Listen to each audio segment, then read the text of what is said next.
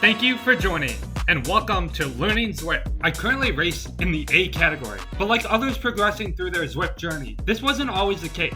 I got into Zwift in the fall of 2020 as a way to continue enjoying cycling once the summer sunshine had ended. Even though I imagined myself being the next Primoz Roglic at the time, that clearly wasn't the case, as some of my race results show. When I rode outdoors, I was a decent rider, but would frequently get dropped on my local club ride. To keep my base fitness through the winter, I got onto the Zwift platform and started as a C cat. Although I was frequently at the bottom of the results, I quickly developed a passion for racing and slowly progressed through the cats. So let's dive in and chat about the 5 unexpected lessons I learned while Zwifting. Stick with me until number 5 to find out my most controversial. Number 1. Many of the first races I did on Zwift were the ones with the big climbs.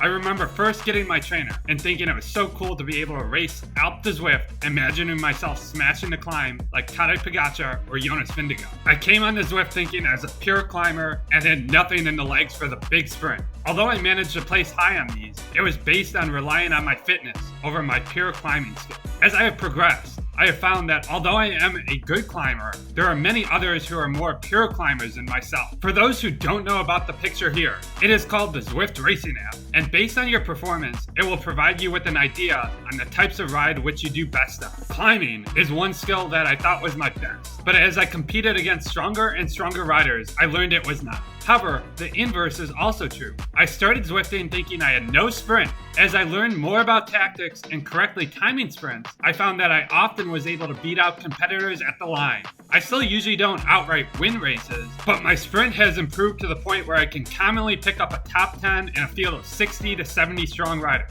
Chances are you too will likely find your strongest attributes progressing through the cats. Maybe you are great at 5-minute efforts, but not so great at 20 minutes. Maybe you're a better sprinter than you thought. Only trying new races and competing against stronger individuals will let you know though. Number 2.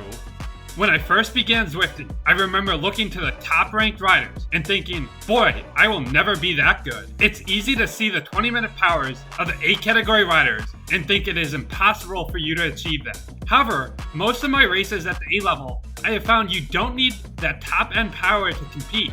Oftentimes, they only put out these big efforts on the big climbing stages, and the tempo is moderate for most of the race or for flat stages that end in a sprint. For this reason, I actually found the jump from Cat C to Cat B to be tougher than the jump to Cat A. And at the end of this chapter, I will share a chart that shocked me. In fact, when I went from C to B, I found myself constantly having to go all out while within the peloton, and eventually pushing so hard I couldn't maintain the wheel in front of me. By comparison, my first A race felt somewhat easy to stick in the peloton on the flat section. My first ZRLs in Cat B, I was never able to survive till the halfway point, but eventually developed the goal of just hanging on a bit longer than the prior week. Part of it is because most B riders are experienced and capable of riding at a high power, so the group speed on the flat tends to be pretty high. This category tends to have experience to know when to attack and when to recover, so purely relying on your fitness level often doesn't work here. To test how hard the category jumps felt to me,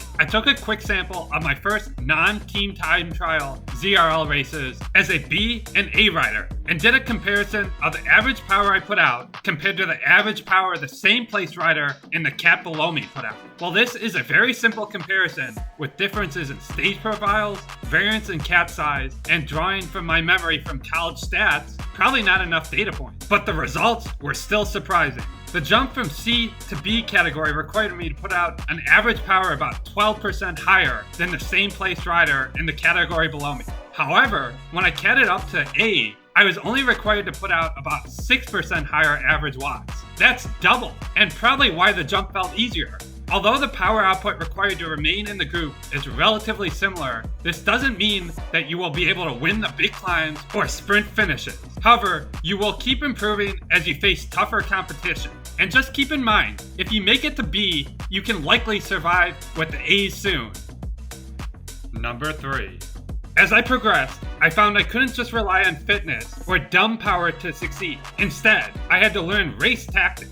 As you progress, the importance of knowing the course and where attacks are likely to occur is key. I used to never watch race recon video, but since I started racing ZRL in Category A, I have started watching Cy Bradley's race recons. as it can help me identify key points in the race. Maybe there's a bit of flat section 300 meters from the sprint banner where I can pick up some extra speed. I also realize that you need to be constantly attentive and identify competitors attacking. After all, you can't win a race if you get caught out from a big move. The two other most important race tactics that I learned is knowing when you can recover, and the most important one was to be ready for a high pace at the beginning of climbs. Specifically, I think of the epic KOM climb, and I found that I need to push harder than my comfort zone till I reach the bridge. Not always, but often after this initial surge, I am able to ride a more comfortable pace the rest of the way. To end this point, I will leave you with one final tip. If you are at a point where you're about to crack, I always tell myself, just hang with this pace for 10 more seconds. This has allowed me to stay in the front group on many occasions, as if you are hurting, chances are 95% of the group is hurting as well, and the pace may back off in only a few seconds. Number 4. I never thought this would be the case, but along my journey, I found myself becoming friends with people from my team and competitors alike. It's funny, because if you race enough, you will likely find others at your level who often ride the same races. After seeing the same individuals, I often add them as a friend on Strava or on the Zwift Companion app. If we are neck and neck on a big climb or battle it out on a sprint finish, I often find myself exchanging kind words, such as, nice sprint, or your pace was hard to hang with on that climb. After seeing the same people in races 2 or 3 times a week, you almost feel like you know them. In fact, I have even ended up meeting up for an in-real-life ride with people I met through Zwift. I had done a hiking trip on the West Coast and had the opportunity to go on a ride with a teammate. Funny enough, during this trip, I had various people comment on my Strava activity that I was in their area and should have reached out. I would encourage you to not be afraid to make connections while Zwifting, as you never know where they will lead. Who knew Zwift could have an impact beyond just improving fitness? Number 5.